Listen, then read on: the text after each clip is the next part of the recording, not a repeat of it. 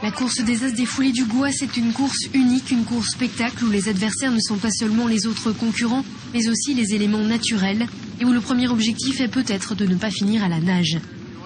4 km 130 sur le Gois pendant que la mer monte et recouvre rapidement cette route submersible entre Beauvoir-sur-Mer et Noirmoutier. Samedi, ils étaient 30, donc 9 Français à prendre le départ, les pieds dans l'eau.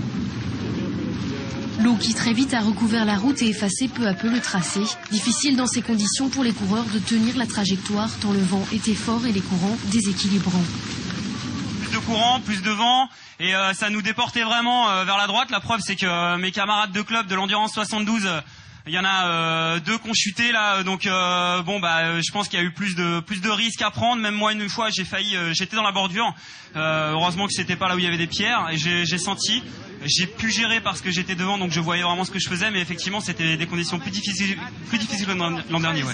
Très longiligne, regardez cette foulée. Des conditions plus difficiles qui n'ont pas empêché le licencié d'Endurance 72, Philippe Paya, de doubler l'exploit accompli lors de l'édition précédente. Ce spécialiste du 1500 mètres a su une nouvelle fois dompter les éléments et s'impose en 13 minutes et 43 secondes. Je me suis retrouvé rapidement seul devant et finalement j'ai trouvé, comme j'ai pu gérer, en fait je savais pas à combien les autres étaient derrière. Parfois je croyais qu'ils étaient vraiment très proches parce que je voyais l'ombre, en fait ça devait être l'ombre des poteaux qu'on voit régulièrement et je me suis dit il faut que j'accélère et au final bien quoi, j'ai eu des super sensations, vraiment bien. Ouais. Philippe De Smet, le Belge 6 fois vainqueur de l'épreuve, franchit la ligne d'arrivée en 2e position. Le Kényan John Mutai Kipkorir complète le podium.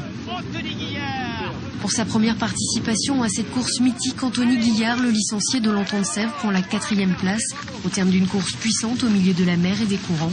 Une belle performance en Vendée pour l'athlète qui rejoindra à la rentrée le club d'Endurance 72, le club du vainqueur Philippe Paya.